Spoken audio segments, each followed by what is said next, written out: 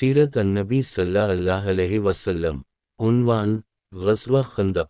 बनी नज़ीर के यहूदियों को मदीना मुनव्वरा में उनके इलाके से निकाल दिया गया था, उसी वजह से उनके बड़े बड़े सरदार मक्का मुअज़्ज़मा गए।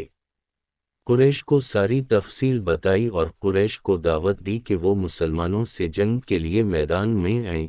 इन्होंने कुरैश को खूब भड़काया और कहा, जंग की सूरत में हम तुम्हारे साथ होंगे, यहाँ तक कि मोहम्मद सल्लल्लाहु अलैहि वसल्लम और उनके साथियों को नेस्त व नाबूद कर देंगे।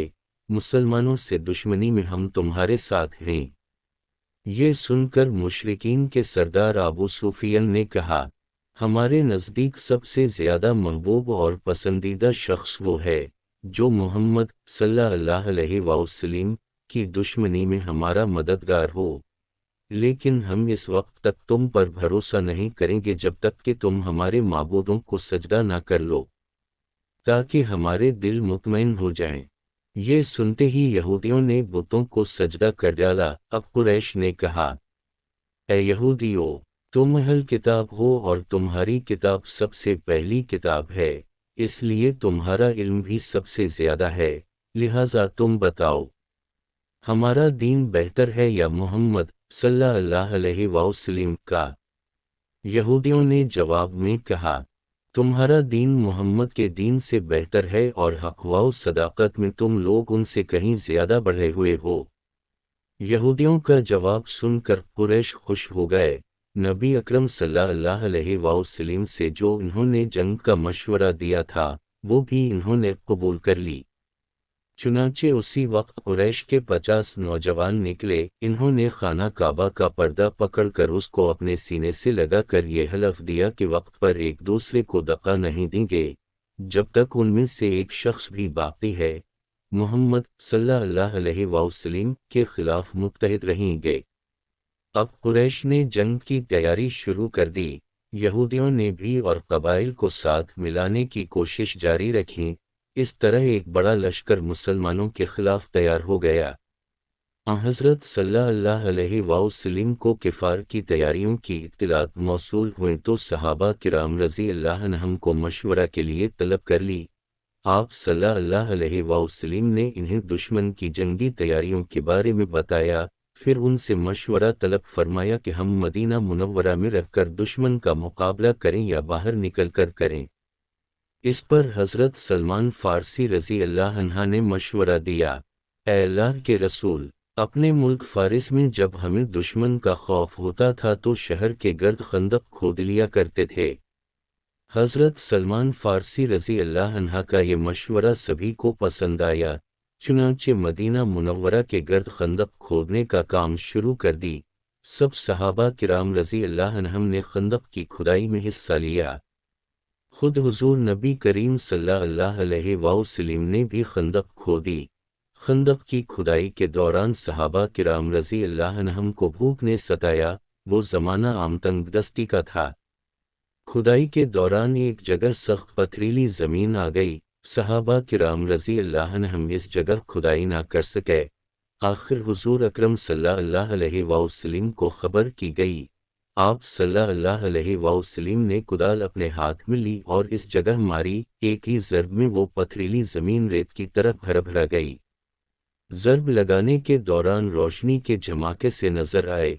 सहाबा किराम रज़ी अल्लाह अन्हुम ने उनके बारे में पूछा कि ये रोशनी के झमाके कैसे थे, तो आप सल्लल्लाहु अलैहि वसल्लम ने इरशाद फरमाया, पहले झमाके में अल्लाह ने मुझे यमन की फ़तह की खबर दी है, दूसरे झमाके के ज़रिए अल्लाह ताली ने मुझे शाम और मग़रिब पर ग़लबा अता फ़रमाने की इत्तला दी और तीसरे झमाके के ज़रिए अल्लाह ने मशरिक़ की फ़तह मुझे दिखाई है।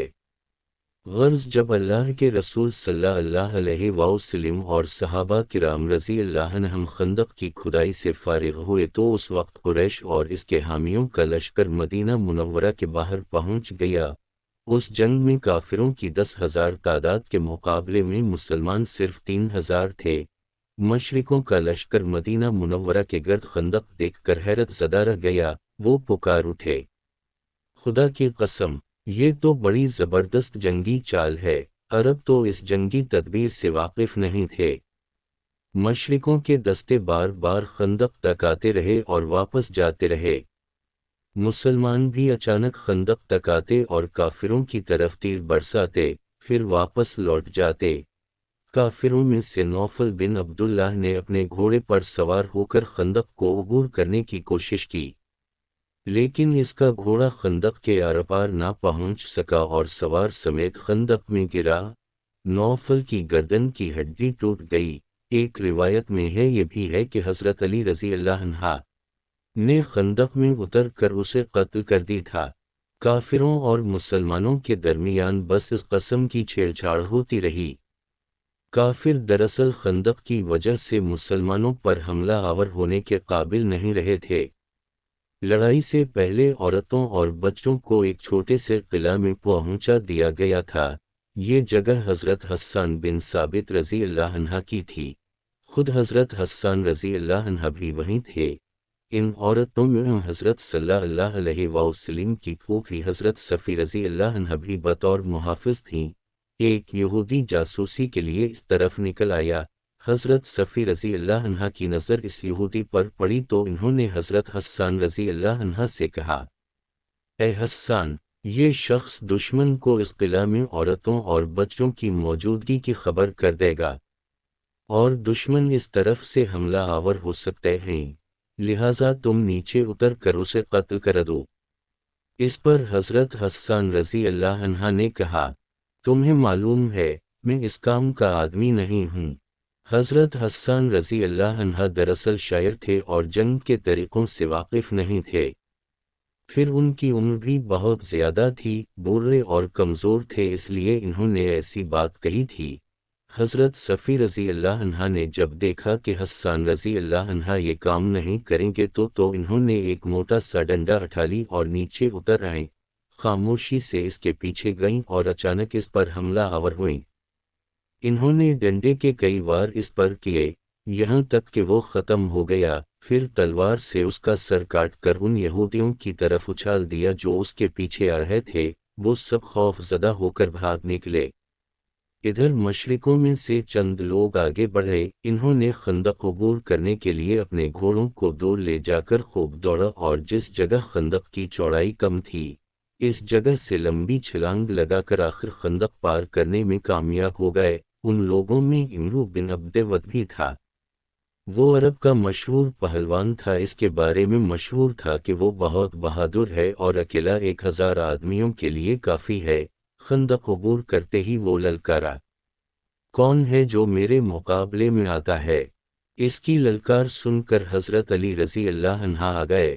انہوں نے نبی کریم صلی اللہ علیہ وسلم سے عرض کیا، اللہ کے رسول، اس کے مقابلے پر میں جاؤں؟ آپ صلی اللہ علیہ وسلم نے ارشاد فرمایا، بیٹھ جاؤ، یہ عمرو بن عبدود ہے۔ ادھر عمرو نے پھر آواز دی، حضرت علی رضی اللہ عنہ پھر اٹھ کھڑے ہوئے۔ آپ صلی اللہ علیہ وسلم نے انہیں پھر بٹھا دی۔ اس نے تیسری بار پھر مقابلے کے لیے آواز لگائی۔ آخر آپ صلی اللہ علیہ وسلم نے حضرت علی رضی اللہ عنہ کو اجازت دے دی۔